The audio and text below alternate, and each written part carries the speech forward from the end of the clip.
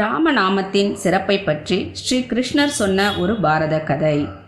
பாண்டவர்கள் ஒரு வழியாக 18 நாட்கள் நடந்த குருட்சேத்திர யுத்தத்தில் வென்று மீண்டும் ஆட்சியை பிடிக்கிறார்கள். ஒரு தர்ம ராஜ்யம் திரும்பவும் தொடங்கியது. அஸ்தினாபுரம் எங்கும் மக்கள் தர்ம நியாயம் தவறாதபடி புண்ணிய ஆத்மாக்களாக திகழ்ந்தனர். இந்த நிலையில் ஒரு நாள் தர்மனின் ஆட்சியை காண ஸ்ரீ கிருஷ்ணன் வந்தான். அவனை தர்மரும் மற்ற பாண்டவர்களும் வரவேற்று அரண்மனை தர்பாரில் இருக்கை கொடுத்து அமர வைத்து காலிலும் விழுந்து வணங்கி தங்கள் பக்தியையும் நன்றியையும் வெளிக்காட்டி மகிழ்ந்தனர். அது துவாபர யுகத்தின் முடிவு காலமும் கூட. ஸ்ரீ கிருஷ்ணனும் மகிழ்ந்து ஆசிர்வதித்தான். அப்போது தர்பாருக்குள் 2 பேர் ஒரு புதையல் பானையுடன் நுழைந்தனர். அந்த பானை நிறைய தங்க காசுகள். அதை வைத்திருந்தவன் முதலில் பேசினான். தர்ம பிரபு, இந்த புதையல் இன்று காலை நான் என் வயலை உழுதபோது என் கைக்கு கிடைத்தது. வாஸ்தவத்தில் அந்த வயலை நான் முதல் நாள் இதோ என்னுடன் வந்திருக்கும் இவரிடம் இருந்தே விலைக்கு வாங்கினேன். நான் வாங்கியது மண்ணை மட்டுமே, பொன்னை அல்ல. எனவே இந்த புதையலை இவரிடம் ஒப்படைக்க முயன்றேன். ஆனால் இவர் இதை வாங்கிக் கொள்ள மறுக்கிறார்.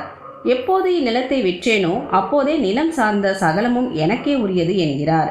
எனக்கோ இதை நான் வைத்து கொண்டால் நான் பாவியாகி விடுவேனோ என்று அச்சமாக உள்ளது என்று தான் வந்த காரணத்தை கூறி முடித்தான்.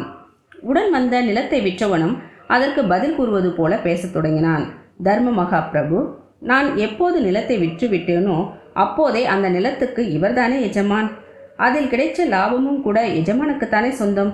அப்படி இருக்க இவர் கொடுப்பதை நான் வாங்கி கொண்டால் நான் பாவியாகிவிட மாட்டேனா பிரபு என்று கேட்டான்.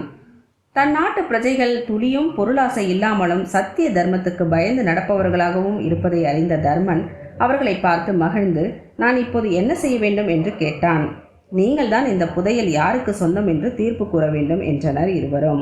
சில வினாடிகள் சிந்தித்த தர்மன், இந்த புதையல் விஷயத்தில் இருவருமே மிக நல்லவர்களாக, துளியும் பேராசை அற்றவர்களாக உள்ளீர்கள். எனவே இருவரும் சரிபாதியாக பிரித்து கொள்ளுங்கள் என்றான். அப்படி தர்மன் சொன்னபோதும் இருவரும் தயங்கினர். என்ன யோசனை? தவறாக கருதாதீர்கள் பிரபு. இந்த சரிபாதி என்பது சமாதானத்துக்கு சரியாக இருக்கலாம், சத்திய தர்மத்துக்கு சரியாக இருக்காது. பாவத்தில் பாதி பாவம் முழு பாவம் என்று உண்டா என்ன என்று இருவருமே திரும்பி கேட்டனர். தர்மன் உடனே ஸ்ரீ கிருஷ்ணனை தான் பார்த்தான். கிருஷ்ணனோ புன்னகையுடன், தர்மா, இந்த புதையலை இப்போது நீ வாங்கி வைத்துக்கொள். இவர்களை அடுத்த மாதம் பௌர்ணமி நாளன்று வரச்சொல். அப்போது இதற்கான தீர்ப்பை கூறலாம் என்றான்.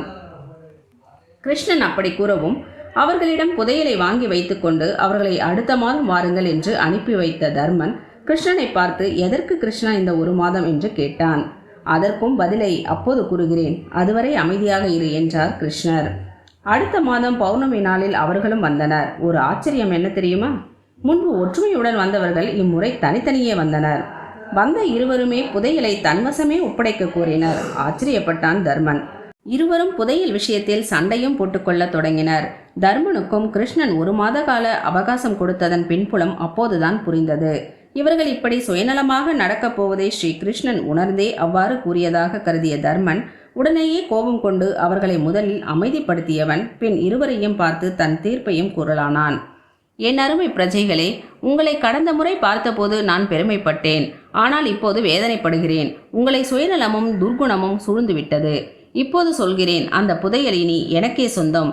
நீங்கள் இருப்பது என் நாட்டில். என் நாட்டில் பூமிக்கடியில் இனி எது கிடைத்தாலும் அது எனக்குத்தான் சொந்தம். நீங்கள் போகலாம் என்றான்.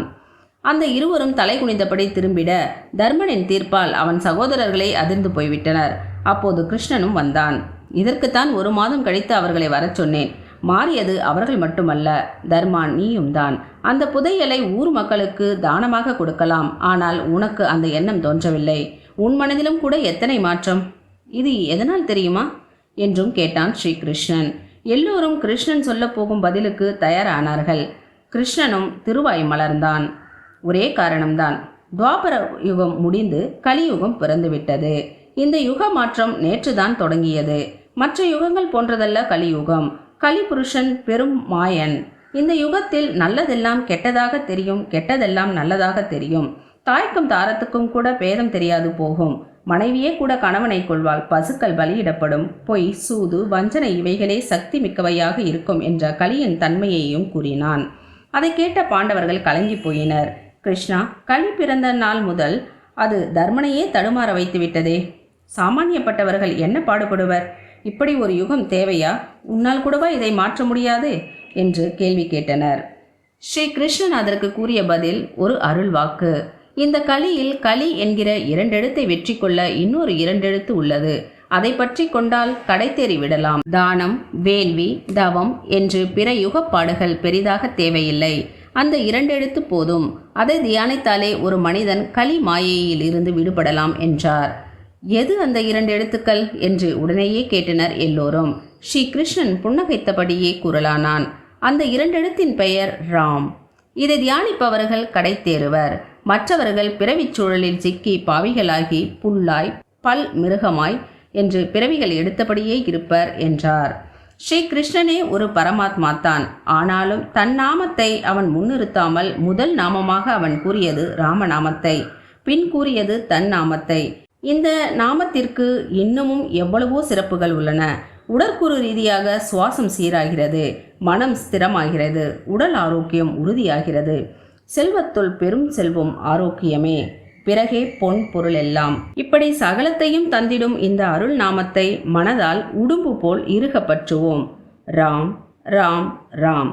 ஜெய் ஸ்ரீராம்.